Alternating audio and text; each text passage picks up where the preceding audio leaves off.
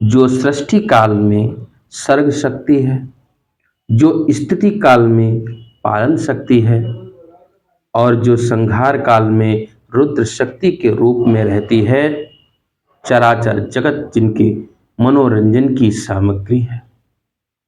परा, पश्यंती, मध्यमा और वैखरी वाणी के रूप में जो विराजमान रहती है तथा जो ब्रह्मा, विष्णु और भगवान शिव की शक्ति है, भगवान शिव के द्वारा आराधित है, पूजित है, वे भगवती आद्य शक्ति हमारी वाणी को सुशोभित करें।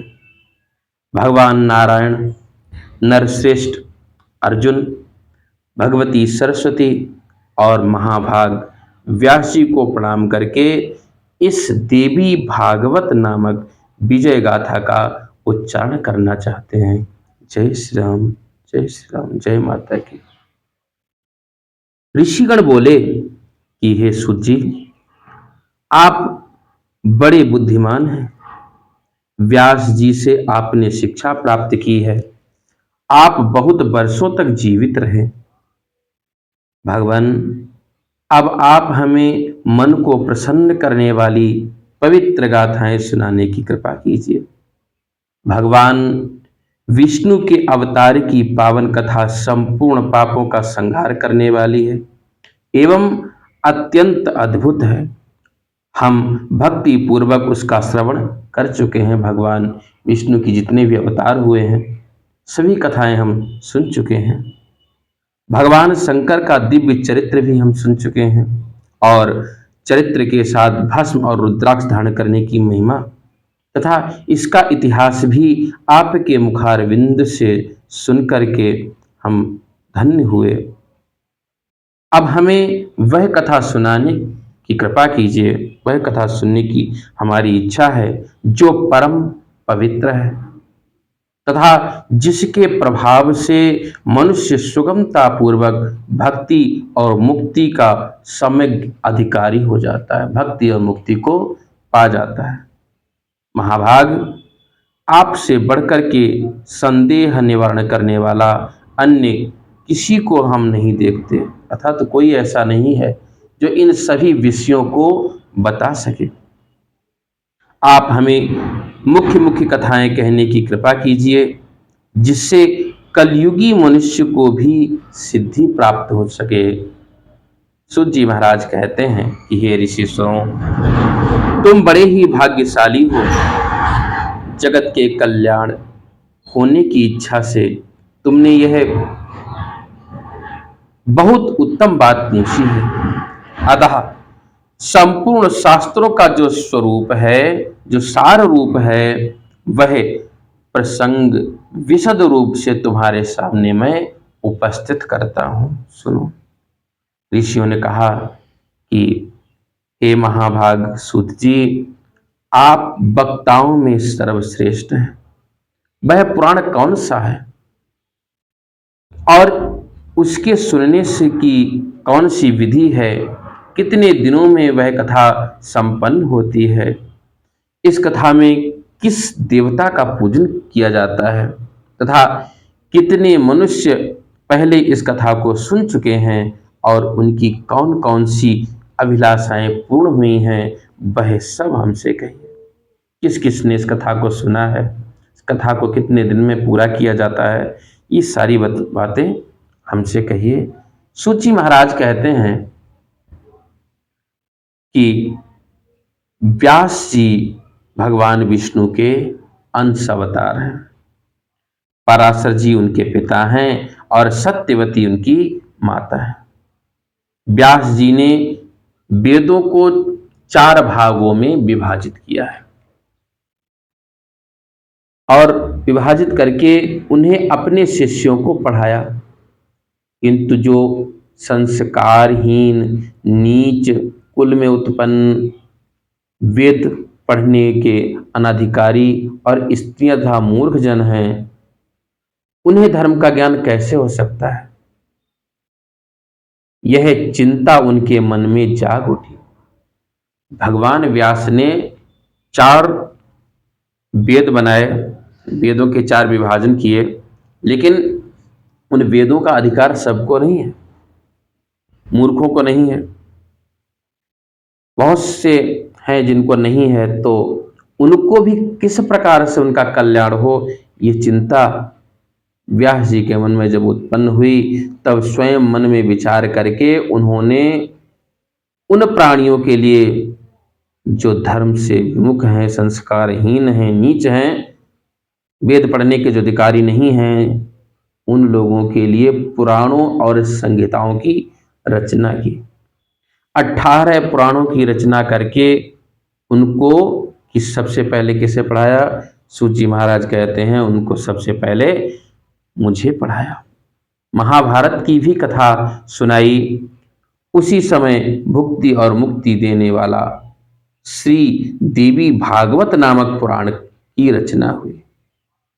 स्वयं उसके वक्ता बने कौन? व्यास जी, और राजा जन्मेजय को श्रोता बना करके, और व्यास भगवान ने ही ये कथा सुनाई। पूर्व समय की बात है कि जन्मेजय के पिता राजा परीक्षित थे।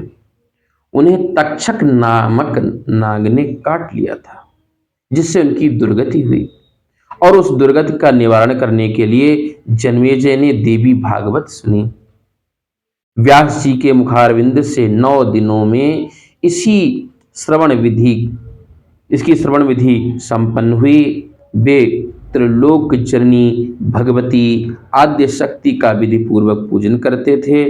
नवाहन यज्ञ समाप्त होने पर उसी क्षण महाराज परीक्षित को भगवती की कृपा से भगवती का परम धाम प्राप्त हुआ, अर्थात वे दुर्गति से बच गए। दिव्य रूप धारण करके वे वहां पधारे।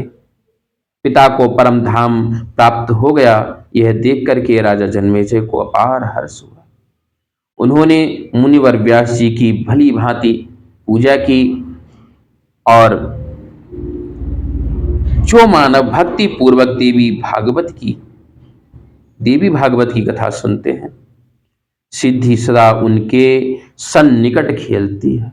उन्हें सिद्धि करने की आवश्यकता नहीं है, सिद्धि उनके साथ रहती है। अतः उन्हें निरंतर इस पुराण का श्रवण करना चाहिए। सतयुग में, त्रेता युग में और द्वापर में अनेकों धर्म थे, अनेकों प्रकार के तप अनुष्ठान हुआ करते थे, किंतु कलयुग के लिए तो केवल एक ही है, वह ये है कि पुराणों की कथा सुने। पुराणों की कथा सुनने से ही उनका कल्याण होगा। इसके सिवाय मनुष्य का उद्धार करने वाला दूसरा कोई उपाय नहीं है। यदि भगवान की कथा सुने, देवी की कथा सुने, शिव की कथा सुने, कथा सुनने से ही उनका कल्याण हो सकता है।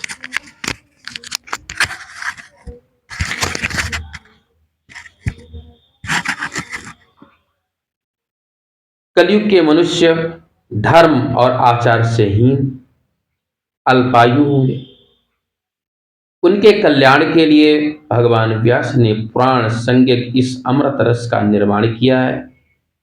इस देवी भागवत के श्रवण से में मास और दिवस का कोई खास नियम नहीं है, अर्थात जब चाहे तब भगवान की कथा सुने, भगवती की कथा सुने, जब चाहे किसी भी महीने में सुने। देवी की कथा सुनने के लिए कोई महीना विशेष नहीं है, मनुष्य सदा इसका श्रवण कर सकता है। इनमें भी अश्वनी मास, चैत्र मास, वैशाख और जेठ के महीने में तथा चारों नवरात्रियों में सुनने का विशेष फल प्राप्त होता है। अर्थात माता की कथा कभी सुनो, हमेशा फलवती है। लेकिन अश्वनी महीने में, चैत्र के महीने में, वैशाख में और जेठ में यदि कथा सुनी जाए तो इसका फल ज्यादा है। इसके अलावा चारों नवदुर्गों में कभी कथा सुनी जाए तो इसका बहुत अधिक फल होता है। नवरात्र में इसका अनुष्ठान करने पर मनुष्य सभी पुण्य कर्मों से अधिक फल प्राप्त करता है। अतः इसे नवाह यज्ञ कहा जाता है। जो कलुषित विचार वाले हैं, पापी हैं, जो मूर्ख हैं, जो मित्रद्रोही हैं, जो वेद की निंदा करने वाले हैं, जो हिंसा में संलग्न हैं, जो नास्तिक हैं, उनका भी कलयुग में इस नवान्न यज्ञ के द्वारा निस्तार हो सकता है, पाप से मुक्ति हो सकती है। महान तप, व्रत, तीर्थ, दान, नियम, हवन और यज्ञ आदि करने पर भी मनुष्य को जो फल दुर्लभ है, इतना सब कुछ करने के बाद भी जो फल नहीं मिल सकता, वह भी नवान्न यज्ञ के द्वारा सुलभ हो सकता है। माता भगवती की कृपा से वह भी सुलभ हो सकता है। अतः देवी भागवत सर्वोत्तम पुराण माना गया। धर्म, अर्थ, काम और मोक्ष की प्राप्ति के लिए यह सर्वोपरि साधना है। सूर्य के कन्या राशि में स्थित होने पर अर्थात अश्विनी महीने में, वार के महीने में, शुक्ल पक्ष में अष्टमी तिथि के दिन श्रीमद् देवी भागवत की पुस्तक को सोने के सिंहासन पर स्थापित करके वेदों की उपासक, वेदों के पाठ करने वाले और माता की पूजा करने वाले ऐसे सुयोग्य ब्राह्मण को दान करने से सारी इच्छाएं पूर्ण हो जाती हैं। ऐसा करने से वह पुरुष देवी का प्रतिभाजन होकर के उनके परम पद का अधिकारी हो जाता है। जो मनुष्य देवी भागवत के एक श्लोक का भी पाठ कर ले, आधे श्लोक का भी पाठ कर ले, तो वह देवी की प्रसन्नता का पात्र बन जाता है। महामारी, हैजा आदि भयंकर बीमारियां तथा अनेकों उत्पात भी देवी भागवत के श्रवण मात्र से समन हो जाते हैं। अर्थात जो भयानक रोग हैं वे भी माता की कृपा से स्वयं ही नष्ट हो जाते हैं। पूतना आदि बाल ग्रहकृत तथा भूत प्रेत आदि का जो भय है वह भी देवी भागवत श्रवण मात्र से दूर हो जाता है।